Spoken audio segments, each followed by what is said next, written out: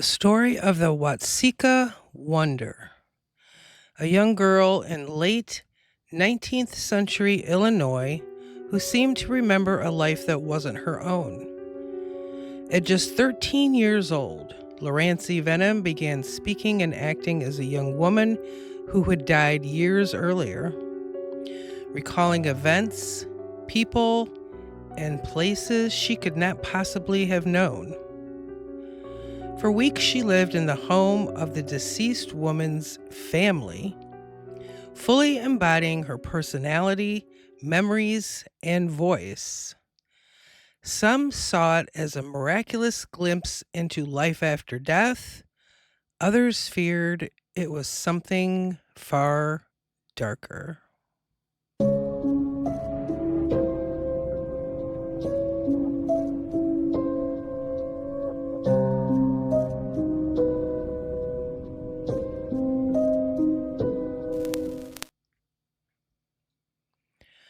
So today we're looking at Watseka, Illinois, a quiet town about 80 miles south of Chicago. In the late 1800s, Watseka sat right in the center of America's spiritualist movement. Seances in parlors, traveling mediums, physicians curious about the boundary between mind and spirit. Lurancy Vennum was born April 16, 1864. Her childhood was simple, ordinary, until the summer of 1877 when everything began to shift.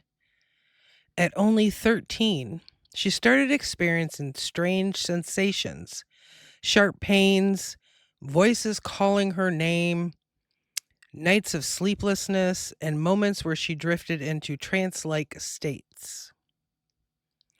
Lurancy would fall into deep, unresponsive trances, sometimes for hours. Her eyes open but unfocused, her pulse slow, her voice silent. During these episodes, she claimed she visited heaven, spoke with angels, and met her deceased siblings. Doctors examined her and found nothing physically wrong. They recommended she be institutionalized, a terrifying prospect for her family. But before we continue with Lurancy's story, we need to step backwards. Because there was a young woman whose life seemed to mirror Lurancy's in ways no one could explain. Mary Roff was born around 1846. Her family described her as gentle, sensitive, intuitive, someone who felt the world deeply. But from early childhood, Mary experienced episodes that would later echo through Lurancy's life. She suffered from sudden fainting spells, long trances, violent seizures, periods where she seemed to become someone else entirely. In one incident, Mary cut her own arm during a trance, completely unaware of the injury. As Mary entered her teens, her episodes grew more and more intense and dangerous. Her behavior sometimes turned frantic and disoriented. Her parents could no longer safely care for her at home. In desperation, they made a heartbreaking decision. Mary was taken to the Jacksonville State Asylum in Illinois. She remained there for several months, where doctors documented self-harming behaviors, alternating states of agitation and calm, trance voices, profound dissociation, psychic-like episodes they couldn't explain. Some records say Mary entered a deep trance at the institution and cried for her parents over and over, saying she wanted to come home. Eventually, her condition calmed enough for her to be released back to her family. But her peace didn't last. The Roff family were devout spiritualists. Mary's father, Asa Roff, believed her episodes were not madness, but signs of a sensitive soul overwhelmed by spiritual forces. He turned to mediums, seances, and channelers in an attempt to understand Mary's abilities. Despite their efforts, Mary's condition continued to decline. She died in 1865 at the age of 19. To the Roffs, Mary's death wasn't the end. They believed her spirit remained close, waiting, watching, and trying to return. So when Lurancy Vennum, only 13 years old, began experiencing the same symptoms Mary had suffered, the Roff family became convinced this was not coincidence. It was Mary. With Mary's story now known, we can step into the moment the two lives became impossibly intertwined. So when Lurancy's trance states worsened, the Roff family pleaded with the Vennums not to institutionalize her. They believed Mary was reaching out to Lurancy, guiding her. They urged the family to consult Dr. E. Winchester Stevens, a physician deeply involved in spiritualist research. Dr. Stevens carefully documented Lurancy's case in his book, The Watseka Wonder. He wrote, "There's no chance for the witnesses to have been honestly mistaken, to have thought they saw that which they did not." He explained that Lurancy possessed details she could not possibly have known. For the discovery of facts unknown to others, Mary seemed remarkably developed, he said. He described one trance posture in chilling detail. She sat in silence, hands under her chin, feet curled on the chair, looking every way like an old hag. He even commented on how spiritual sensitivity influenced healing. Medicine will act differently in different hands, and best in those who impart positive psychic influence.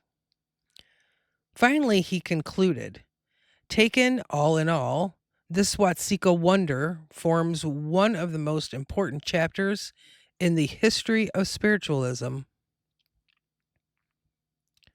So it's now early 1878. Lurancy begins saying her name isn't Lurancy. She says her name is Mary. Mary Roff. She recognizes the Roff family instantly. She calls them mother and father. She cries with joy upon entering Mary's old bedroom. A 13-year-old girl claiming the life of a woman who died 13 years earlier. For 15 weeks, Lurancy lived in the Roff home as Mary Roff. She spoke with Mary's voice, displayed Mary's memories, even adopted Mary's mannerisms, and offered comfort to a grieving family who believed their daughter had returned to them. Eyewitnesses insisted Lurancy wasn't pretending. They said she became Mary. And then it stopped. In May of 1878, Lurancy announced that Mary was leaving, that she was going home. Her trances ended, her identity returned, and she resumed her life as a young teenager. Lurancy eventually married and lived well into her 80s. The Roff house changed hands many times and was later restored and honored for its historical significance. Skeptics have since labeled the Watseka wonder case hysteria, disassociation, identity disturbance, or mass suggestion. But believers still argue it remains one of the most compelling cases of spirit return or possession ever documented. Could a consciousness cross the boundary of death? Could a mind slip into another body, even briefly? This case leaves behind far more questions than it does answers. So, what do you think? Was Lurancy Vennum truly possessed by Mary Roff? Was this reincarnation? A psychic connection between two young women, or a misunderstood psychological crisis interpreted through the lens of spiritualism? So, my thoughts about this, and this is interesting because this is a pretty well known history of, possession, or some people think it's reincarnation. People call this the first possession case ever recorded. I have a different viewpoint on this. I really wasn't well aware of the story, shockingly enough. Most stories about, haunted places, or, these types of things, I know about them. This one was a bit new for me, and I've been thinking about it since I started researching, this case. So the first thing I'd like to point out is Lurancy Vennum was born a year before Mary Roff died. So this cannot be a case of reincarnation. Mary was still alive when Lurancy was born. Okay. So, looking at both of the girls and the history of both of them, they did have a lot in common as far as physical, symptoms they were experiencing. Uh, they both seemed to be intuitive, connected to the spirit world. Um, and I think this is more a case of, especially with Lurancy, um, because I don't have a whole lot about Mary as far as, any spiritual information. But I think, for Lurancy especially, I think she was a psychic medium. I think she was a trance medium. Now, a trance medium is someone who allows spirits to enter, their body. They can speak like the spirit. They take on their tone of voice, their mannerisms, everything about that person. But you're talking about this girl who was 13 years old when she took on this, becoming Mary Roff. I think it's a case of Lurancy didn't really understand what was happening. She wouldn't have known how to control it, that's for sure. Trance mediumship is something on a completely different level than someone who is, um, a regular psychic medium. So I do want to point that out. I don't think Lurancy, would have been able to control any of it. Mary Roff, if she was extremely spiritual herself, having been raised in a family of spiritualists, she, also was more connected to the spirit world. And then we have, her family who had been grieving her death, okay, because she died when she was 19. I think this, in my opinion, after reading all the information and trying to kind of figure out like what was going on here, like most people who look into this, this history, I think it was almost a combination between two spirits. One spirit who's alive, Lurancy, and the other one who is deceased, which would be Mary Roff, to bring healing mainly for Mary Roff's parents. Um, they had institutionalized her for a while, even though she went home, after that. They took her back out. She seemed better. They took her home before she died. So there was a lot of grief there, and perhaps some guilt on her parents' part. So the fact that Lurancy was channeling Mary Roff, even if it was happening to her unintentionally, I feel like Mary Roff stepped in for that brief period of time to maybe give some healing to her parents.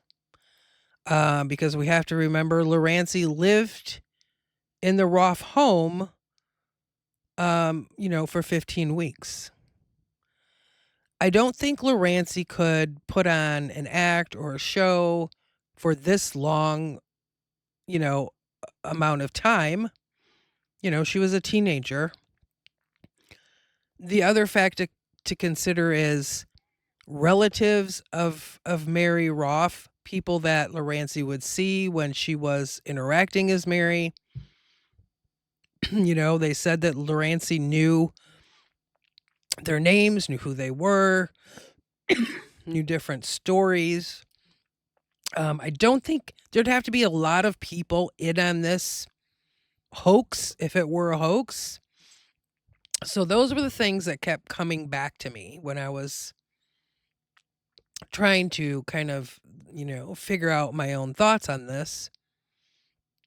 I think it was a combination of a few things, but the story is definitely interesting. They do, by the way, the person that owns the Roff house, they do allow people to visit. I will link their Facebook page down below, so you have that information. And a lot of paranormal investigators, I guess, believe that there are still things happening in the home. So you guys can check that out if that's something you're interested in. So thank you for joining me on this journey into one of America's most haunting and controversial cases. This is the story of the Watseka Wonder. Keep those candles burning and your curiosity alive.